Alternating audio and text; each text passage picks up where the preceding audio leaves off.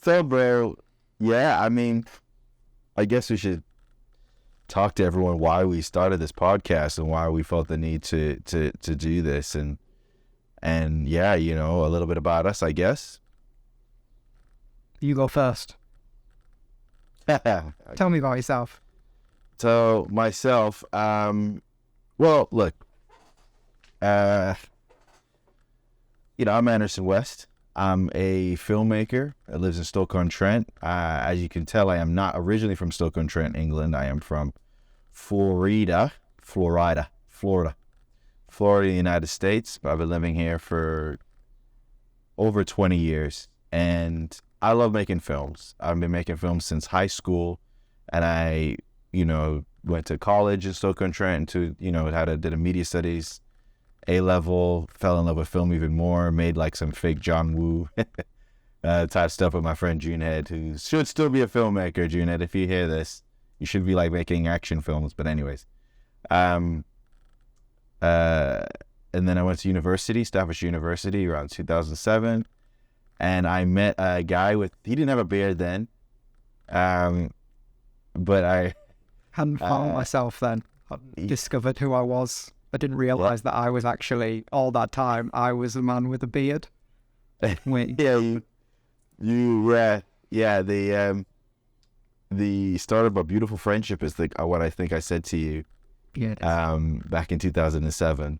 In Keswick. And so, you know, me and Mark have known each other since then, since university, and you know, we've been making films ever since together. You know, we graduated. Obviously, Marco said when he graduated, but we graduated in 2010. And yeah, we've you know, we're friends. Obviously, that's the most important things. You know, obviously, sometimes I think that gets lost in the industry. Sometimes you're like, oh, collaborators. No, you're my friend. That also happens to be like my main filmmaking bro, right? So, yeah, you know, I mean, I'm a director producer now. You know, I occasional cinematographer, but I'm starting to leave that behind. Director producer, I've been director producing for 12 years now. I was at a production company called Fuzzy Duck for 10 years as a director producer, and then head of film, which is a fancy way to say I had a lot of work to do and to look after a team of 5. But I've been a freelance director for the last year and a half now, and actually starting a production company. What's it called? Geruti Films. And you're just launching the website right this week. Yeah, so that's the idea this week. Launch a website, social media, get our names out there. You know, Mark's gonna do some work with us as well. I've started that with another filmmaking friend who also makes films with me. And his name is Andy Salamonchek. So, but enough about me. Obviously, go to these podcasts. We'll talk more about each other, talk more about our pasts. But I'm gonna hand it over to my friend Marky Mark. It's my turn. My story never sounds as exciting as your story. I should probably go first from now on because you moved from America, and that's way more exciting than moving from the north of England to somewhere else in the north of England. It depends what kind of story. Depends on the story you're trying to tell. Yeah, we had a very similar story, I think. We both went to college, both studied like mainly practical filmmaking courses, right? Yours was also quite practical. You actually made films. That was in like 2006. So this was like way back on like standard def, mini DV. You would record the clips and then do your time codes. And so it was a long time ago. And then I went to university where I met Anderson, Staffordshire University, which was another really practical film course where we basically just made a lot of films. And good films as well. It was like right at the start of our final year was right at the start of like the DSLR craze. So we're going to talk about that. We're going to talk about that. So it was a real fun time, I think, for filmmakers because you kind of got this new technology that let you shoot stuff that looked really great. So yeah, we just it was just a very enjoyable time. I mean, when you go to uni, you basically your job is to make films, and it's like, when you get out of uni, it's not that easy to just have a job where your whole the whole time you're supposed to be just dedicated towards making this film that you want to make as well. So yeah, that's where we met. I graduated in 2010, and then have kind of worked together over the past, what's it been now, 13 years? Just been working together, basically non-stop throughout that whole time. Just Anderson worked for Fuzzy Duck, I worked for Fuzzy Duck for a bit. We both, and then just went back on a more freelance basis for 13 years, shooting stuff, and we have shot probably the most together out of everyone I've ever worked with, because I've been freelance for quite a long time, so the longest I've spent at a company is probably a year. So Fuzzy Duck is definitely the company that I have, worked for the most in my time. Yeah, I said, sorry. And then, that brings us pretty much up to date. I'm actually working part-time still for Fuzzy Duck, and then freelancing the rest of the time. I work doing editing and cinematography. I don't think I actually ever said this whole time that that's what I do. I'm a cinematographer mainly, and I also edit freelance and for Fuzzy Duck part-time as well. And that brings us pretty much up to date, right? Where you just left Fuzzy Duck. I'm still there part-time, and Anderson is just starting his own company. Yeah, so... And I'm at Fuzzy Duck, where Anderson got me in and then left me, basically. He did convince me to come back, and then he did a run. I'm kidding. I mean, look, it's funny how these things work out. We'll talk a lot, a bit about Fuzzy Duck. Look, I worked there for 10 years of my life. Yeah. A third of my life. I haven't worked, I left a year ago, literally 2 weeks ago. 2 weeks ago makes a year since I left. And wow. We worked somewhere for 10. Already? Yeah. Oh, yeah. I need to do some sing and dance on LinkedIn saying, oh, look, what an honor it's been to be freelance this long. I hate that stuff. But, so obviously, I don't, obviously my journey now is different to Fuzzy's, and, but it did play a big part of my life. And, because anyway, for a third of your lifetime working somewhere, I think it is going to, be important to you regardless of. It's probably sounds more dramatic than it is, because you still actually do like odd work for Fuzzy Duck anyway. So it's not like you're again. But no, exactly. So I have to be careful I don't slate them on this podcast, because they'll be like, what? Oh, really good. I'm joking. But no, I mean, really like our connection, one of our big connections, the reason I think that, we have had such a long friendship is that we love kit, right? We love all the things that are out now that make it so much easier to do all the things that we were trying so desperately to do. Years ago, that was virtually impossible, but now and it's great time to be a filmmaker. It really is. Look, I mean, let's not be under any illusions, right? It's about what you write in your script, and it's about what's on screen. That's the most important part of this filmmaking process.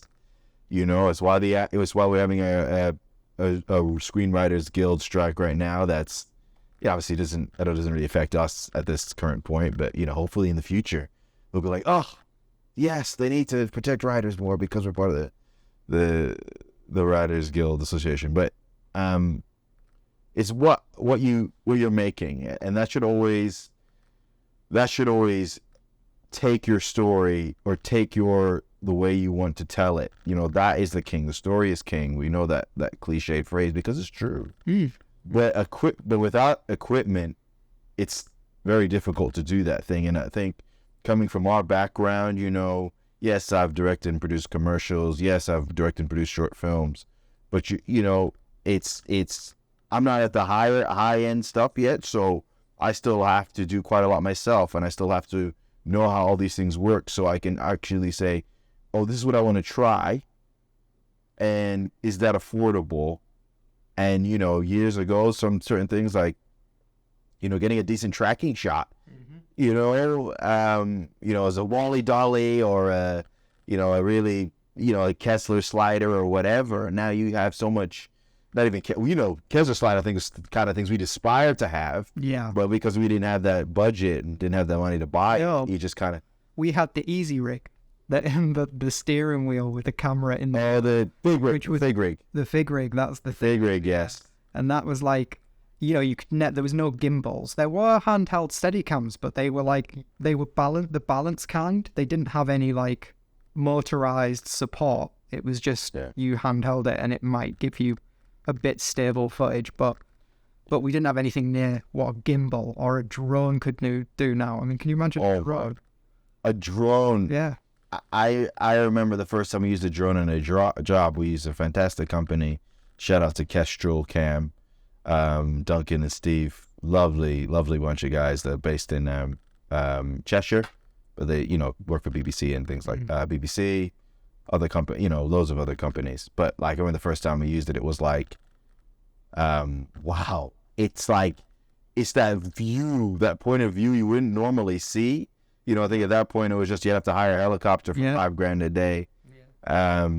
I think Fuzzy Duck did that before I got there. They did a shoot where they had to do that, and so that was. Oh no, then we did one. I remember 2013 we were filming.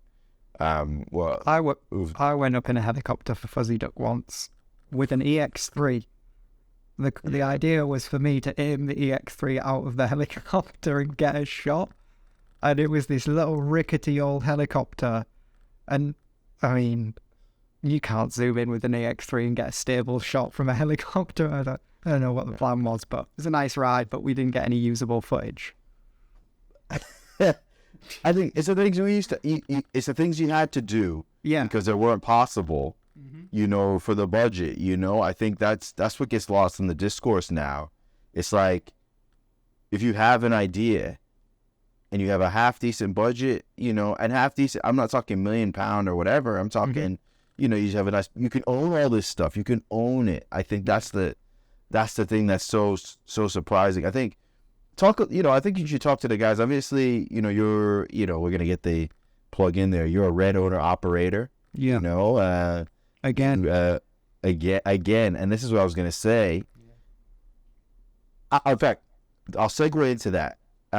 So obviously 5D revolution, I think, to be honest, my friend Lee DeVille, our friend, he was probably one of the first filmmakers in the world to use the 5D on a short. I think, with this film, I can't remember the name of it. Lee, I'm sorry, but it was a brilliant film. What was it? It was about a guy who worked in a supermarket. Yes, it was. I can't remember. That's so annoying. Hashtag, can we say his thing? Something about the end of the world. Was it Waiting for the End of the World? Or... Yes, it was. That was it. Yeah. That's it. He's brilliant, so brilliant. I remember it. Very. It was wonderful. Well shot. It was a beautiful film, well shot. Lee's a great director as well. But I was really the first one to use this. Yes, it was. This camera that in the size of your hand, you could get this wonderful image, this great depth of field, which we've been trying to trick. Was we had these 1/3 size sensor cameras. It was called the JVC HD 110. Was it the HD 20? 20, I think, or maybe 110, like you said. But yeah, with the lens adapter. It was. We didn't even use the lens adapters at that point. It was just the. Yeah. It was just the. Because we were looking. Remember, we were looking into it. Yeah. We were looking into it because at that point we're talking. This is 2000, summer 2008, 2009. 2009 is when Lee made that film. So we were looking around those solutions, and what that camera did. It's a camera, but it made you feel like any idea was possible, and in reality, all the ideas that we had. We could have done with the JVC HD 110, which is a prosumer camcorder with a broadcast style lens, zoom out. You did up to 720p and HDV. I probably still have some of those tapes in my loft that we shot, and it was obviously you could do with that. But there was a psychological thing like, whoa, this camera is so small. We could put it this side. We could put it on the floor. We could get it inside the car. And we wouldn't be too much rigging. Oh, it's wonderful. Or I could put it on a fig rig and run around London in a real profile without needing a big crew. And we weren't even thinking about how we put full focus or anything like that. It was just, let's just get that on the image. the least of our worries was pulling focus on that camera. How do we do it? I mean, now people are like, oh, no, autofocus is impossible. Like, no, we've been pulling from the barrel. But it wasn't, the camera didn't do anything technically that the HD-110 couldn't do, or we couldn't have done with the HD-110. But what it made us feel, like we had something to make a canvas, something to write on a canvas, a brush that made anything seem possible. All of a sudden, let's go to the Lake District and get a gym shot on the side of a mountain, or let's, like I say, run around London in the London Tube with this camera and a chase scene to make it look empty, make the city look empty, or film in a classroom with, in a cheeky a school comedy about a teacher drinking a coffee pot full of pee. For the fee. But like, we could have done those ideas with any camera, with the camera we had, but it's just, it created this idea that anything was possible. It inspired you, didn't it? I think that's sometimes what kit does. It inspires you because you can do things that you couldn't have usually done. Like, those were DSLR cameras. So back then they were treated as such, which meant your permission to use those cameras was the same as the permission to get photography. So I could film on the underground for £30 with a crew of up to 5, providing I didn't use a tripod. You could never film on the underground anymore for that price. So, and it was the same around London, when you were using those kind of cameras back then, you weren't treated like a film crew, you were treated like a photography crew. So the access was there. And like you said, filming in a car, lighter camera, less dangerous, you can mount it closer to the window. But then also on top of that, it taught us probably the biggest thing was lenses. And you don't realize how much there is to learn about lenses, about aperture, what that does to the image, like how you can change things with this lens. Because when you were on the HD 110s, it was obviously a zoom lens and, you could go to a widest point and the tightest point. But outside of that, you were limited. And they weren't particularly wide, if I remember correctly. They didn't give you the widest field of view. So like you said, filming in... Do we have an adapter at the front? I think we had. We did. But if I remember correctly, that adapter did barely anything to the actual image. It gave you maybe like an extra tiny amount. So it was like and filming in the dark as well, because obviously these lenses would go to a much lower aperture than our zoom lens would, which was, I think, probably around 5.6, if that was the lowest it would go. So we could film in dark cars and we could film at night and we could, it opened up the realms of possibilities to what we could do. And that made us come up with different ideas.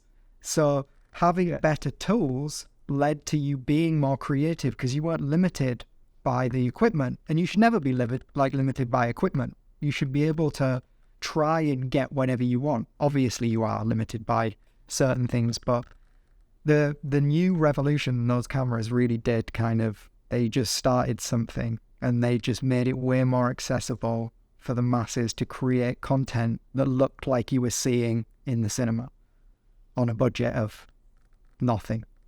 I think that's the key there with this camera. With that camera, what it did, it was, I think we had maybe a handful of films that look, and obviously look, we're talking about second and first year university students. I'm not talking about people who are seasoned as DPs or know what they're doing, but we were still learning. So obviously that process of learning, your things aren't going to look exactly how you want it to look, like you want it to look in the end, but you're getting closer. But the thing about the HD 110, it was just the low light. Yes, the low light capability.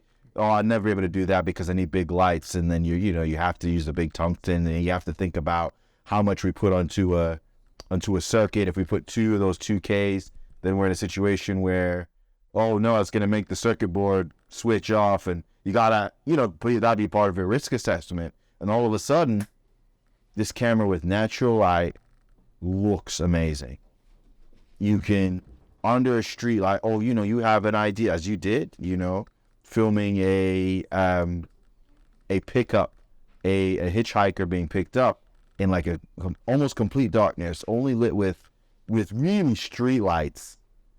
I think there was we didn't have handheld LEDs We then. had an LED panel, I think, did we have an LED panel? I remember using the car lights and draining the battery. So maybe not. I'm not sure if we had a panel or not. I think because I don't think I wasn't there for the digging. I think the digging shot you did as a pickup, but the car stuff obviously we did together. I know we didn't have a panel because back then, do you remember that the university bought those lights for lighting cars that plugged into the cigarette lighter? Yeah. But the problem was the lights were too big to put anywhere, and they still need the cable dangling down the middle. So it was just. So yeah, I don't think we had battery lights back then. I think it was car lights that we used. Yeah, and street lights for certain. It was just like, at that point back then, really we weren't ready to craft light. We were just getting an exposure, and obviously our stories and their ambition. That's what really I felt was what really made those films pop, right? And I think. It just, again, yeah, Mark, thank you for reminding me. That camera just opened up possibilities.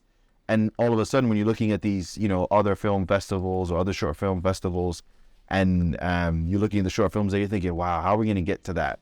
And I know, obviously, there's production design, acting, location. That's a big, and obviously the story is a big part of that.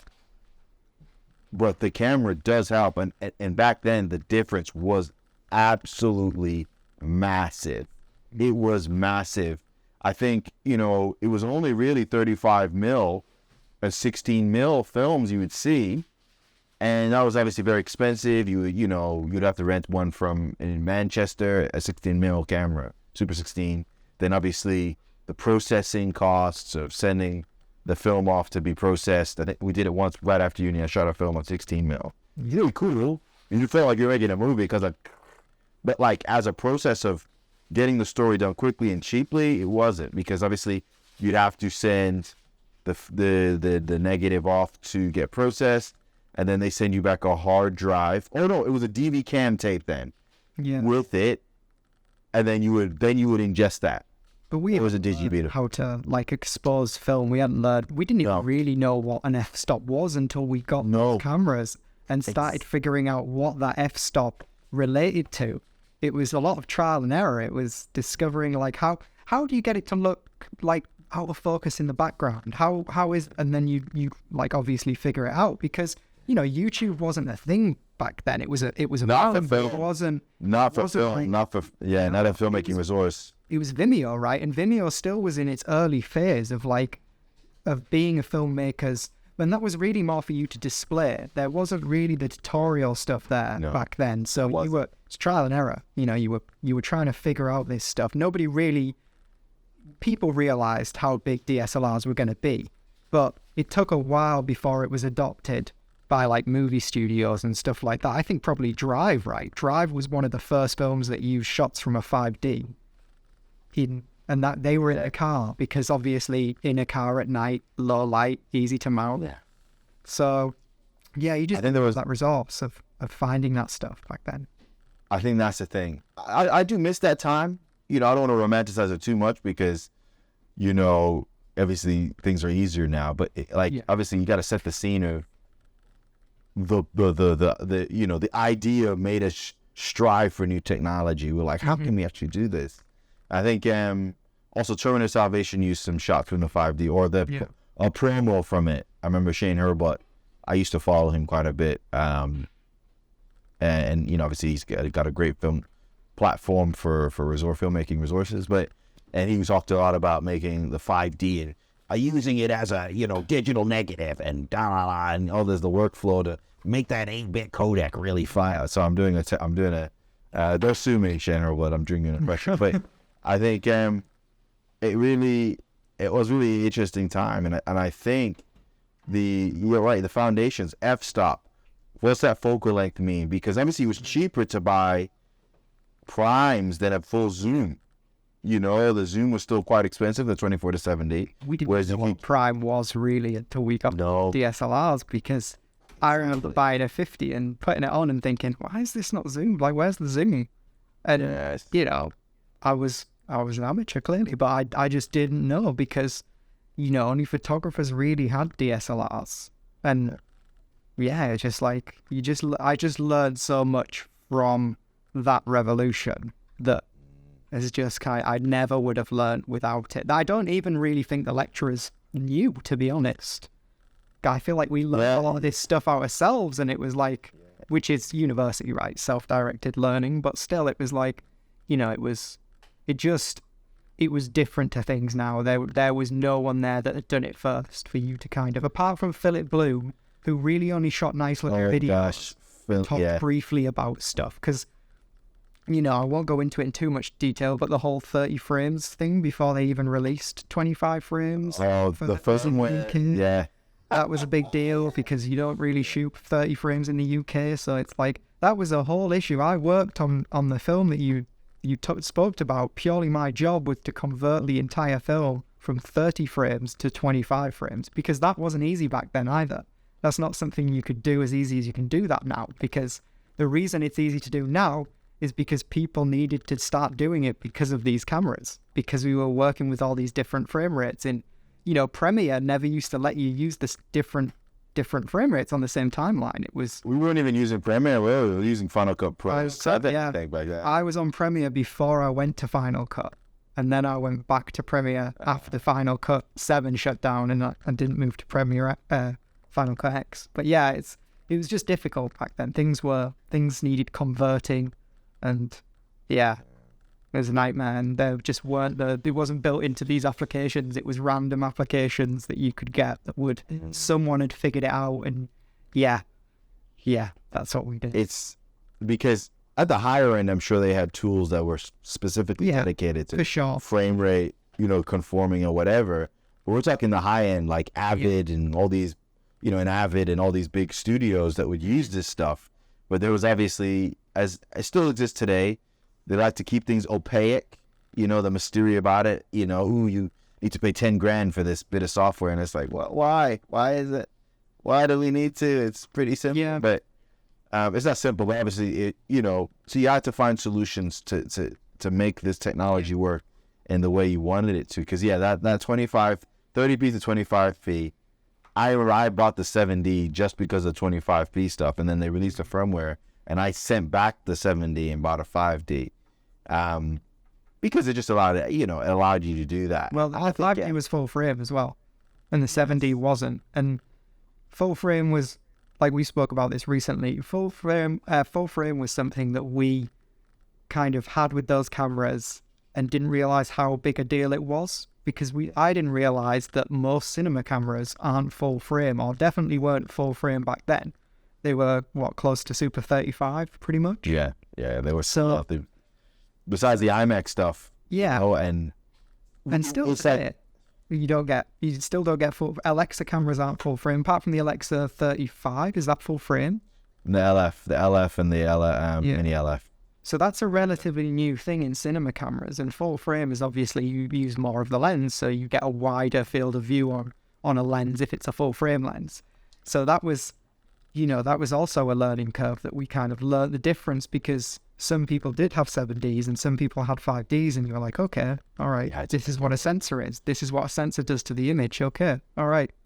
So yeah, I mean, it was a really good time, and Canon were kind of the only ones doing anything right back then. I mean, Nikon did have some cameras that recorded video, but they were weird frame rates. The video wasn't very good either. The video wasn't very good either, and I think it was auto features. You couldn't do manual in it. I think, right. We looked into that, to try and find alternatives, because obviously 5D was expensive at the time, because it was very expensive. It was a very good, stills camera. It was a great stills camera. Yes, it was quite a new thing, but it still is. And I think the irony of this whole thing is that we went from a 1/3 size sensor to full frame. Yeah. And it's almost like we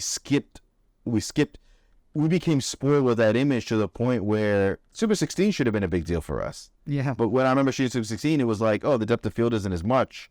It still has now I appreciate it for different qualities. Yeah. But at the time, it was like, oh, it isn't. And then I hadn't shot on a Super 35 camera until I think like the C300. Mm-hmm.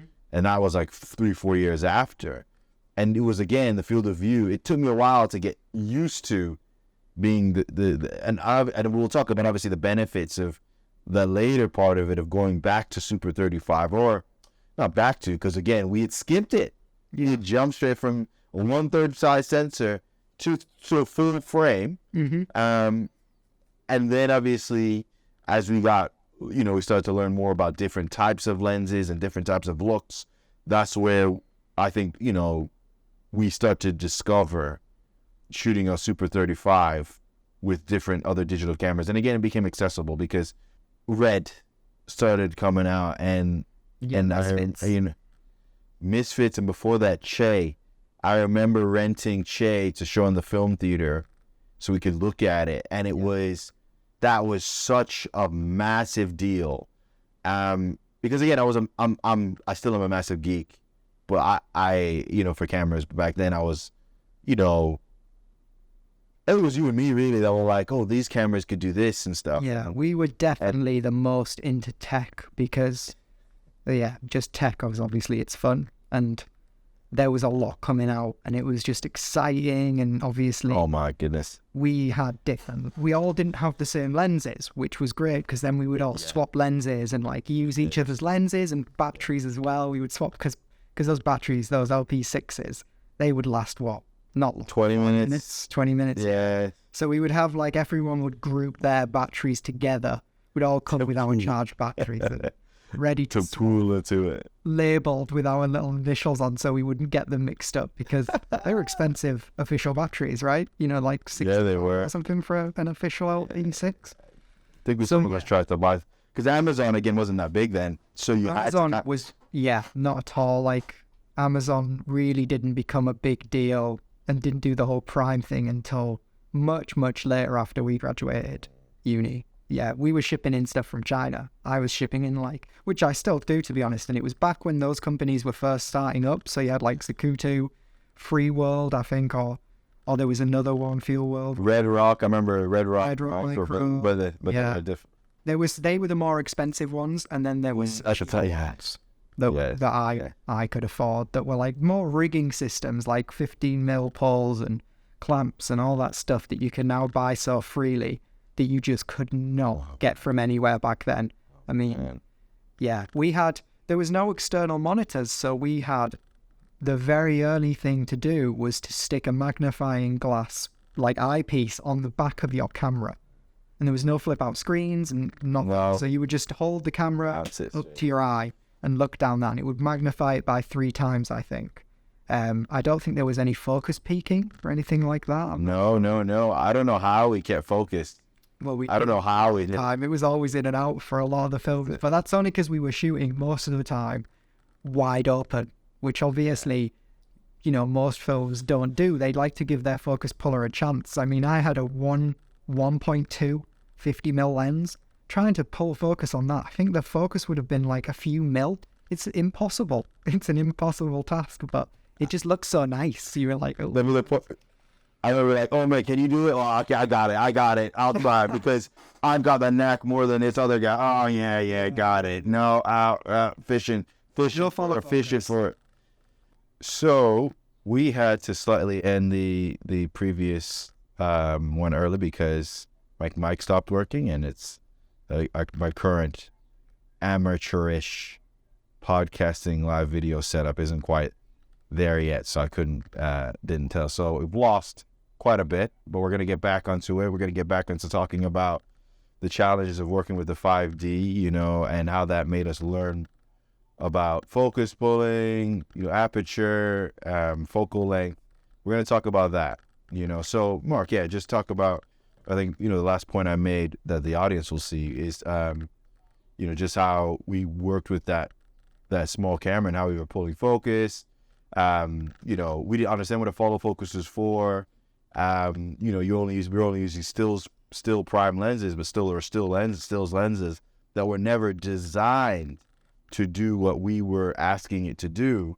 Let's talk a little bit about how you felt about that at the time, and when you look back in retrospective, where you. Yeah, I mean, when I look back, I realized just how little I knew at the time, and just like you said, the kit wasn't really designed for what we were using it for.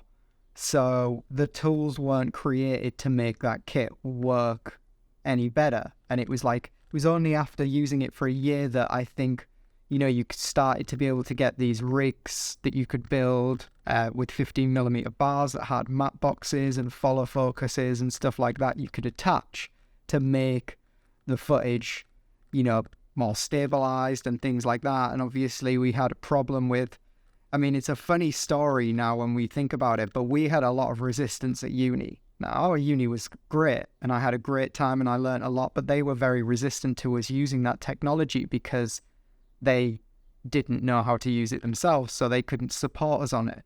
So there were things that, like syncing sound. I remember one of the lecturers saying, how are you going to sync sound?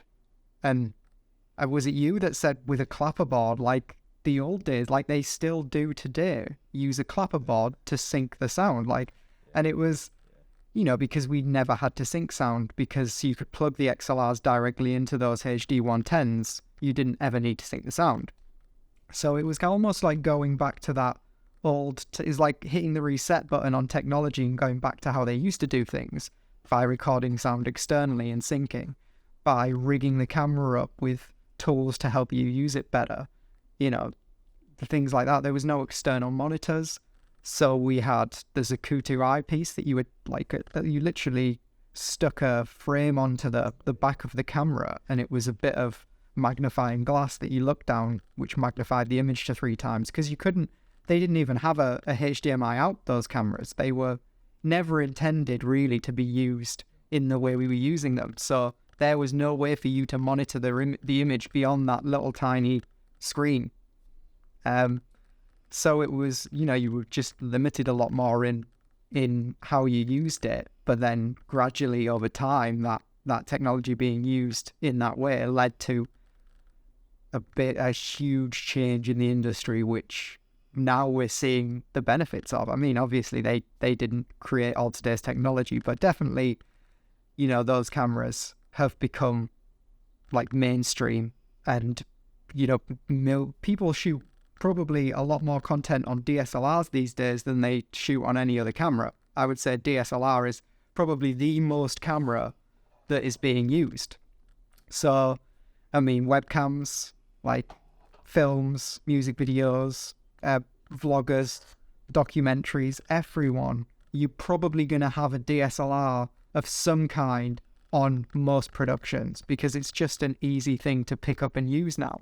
It's got image stabilization built in to get around the fact that those older cameras used to have really bad rolling shutter, so you couldn't really do much movement with them. So it's the limitations of those things that have led to the amazing technology that we have today and changed how we use it. And it was a big revolution. It really was.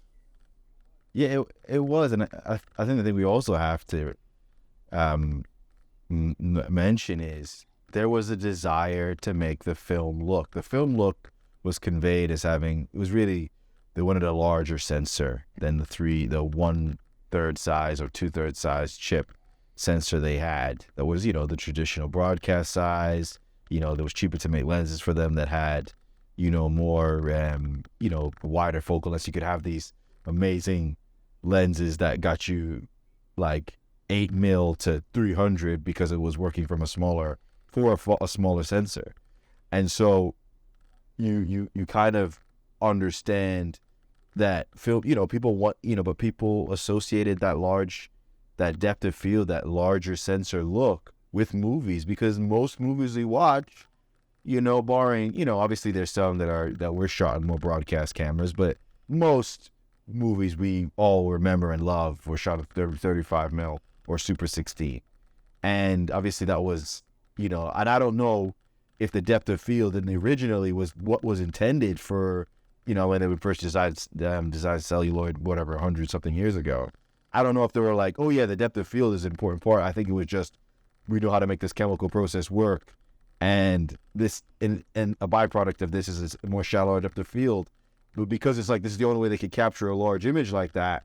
And obviously the physics behind, capturing to a large space with these kind of lenses that there's light in and blah, blah, blah. The physics, I'm not a, I'm not a physicist, but, the math behind it made that image. And that magic of that image has been something we constantly go back to. But obviously, it's not always a depth of field that makes an image cinematic, as we obviously learned over the last 15 years. But I think the thing about it is it did force the industry, forced the industry to move on with the technology, because everyone wanted large depth of field. Everyone wanted that look. It wasn't just the look for movies. It was like, people want to use documentaries and do that. But at that time, it was only 35 mil that could do that, or Super 35 or 16 mil, which obviously you saw a lot of documentaries shot in that format because it was cheaper, and obviously the lenses were cheaper as well.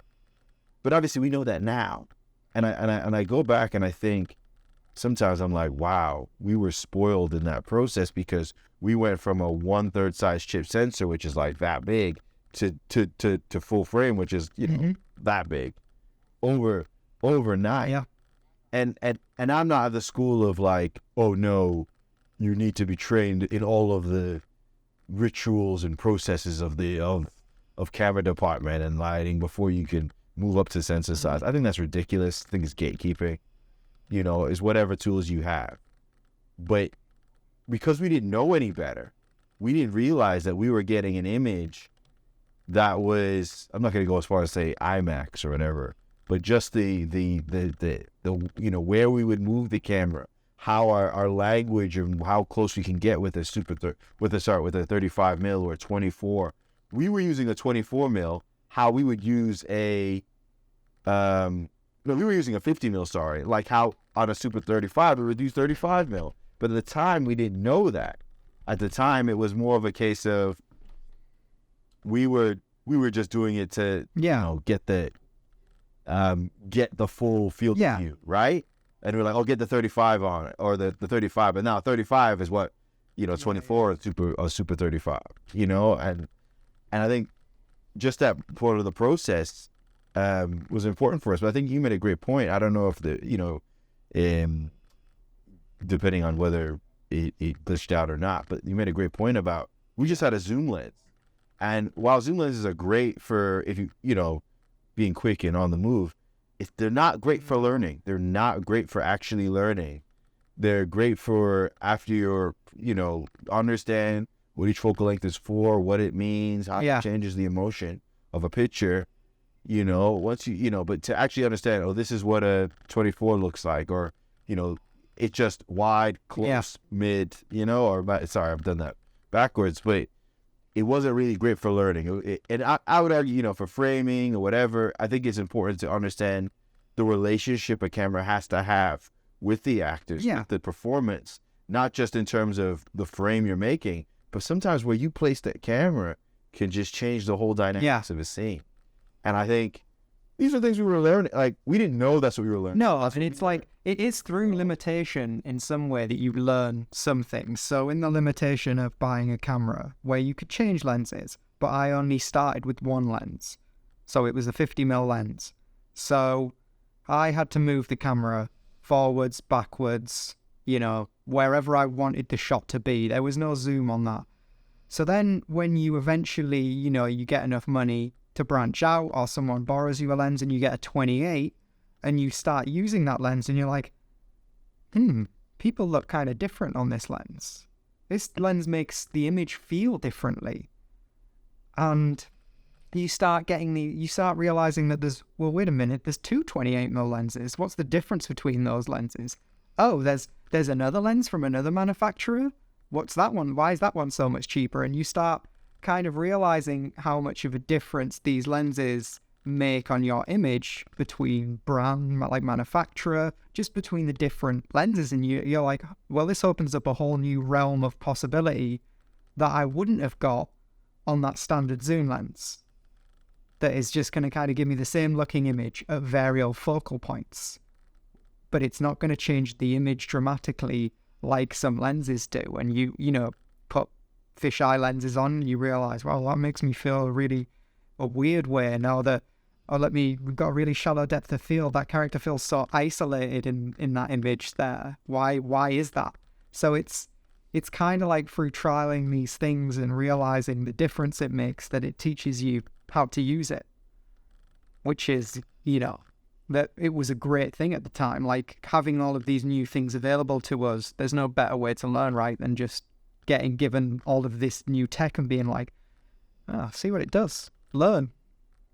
Figure it out. And, you know, that was a huge part of like our journey, I think, was learning this stuff. And it's definitely what's kept me motivated and what's kept me passionate about equipment is kind of just seeing that progress and being like, wow, I remember this, and now we're here.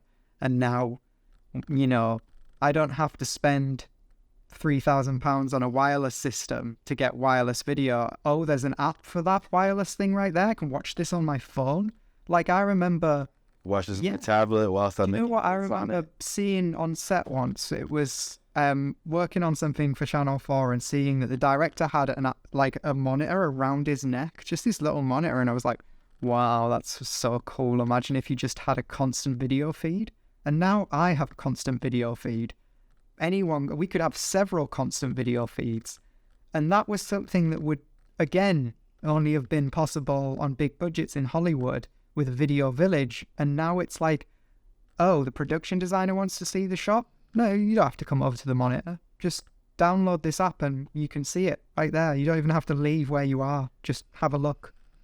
And it's crazy. It's like, this is amazing. It's fun. It makes filmmaking fun, right? Because you're not limited anymore. You're free to just kind of do what you want. Treat your little short film like a Hollywood feature, because all that kit is no longer restricted. It's accessible to the vast majority of us. And, you know, going back to what you said, no, you don't need amazing tech to make a good film. Like Tangerine is a really great film and that was shot on an iPhone. But if you have really great tech available to you, it's only going to make your great idea even better. And that's the thing to remember. It's never going to, it's not the sole thing that matters, but it can matter depending on how you use it. And it can obviously be a huge benefit if you use it correctly, or use it in a way that works for your film. Like, no, correct. Like, I feel like, you know, you can figure out how to do things and how things work for you, and there's processes and stuff. But really, the thing I love about this is, like, sometimes when you're trying to do something or get that shot that's really difficult to get, just take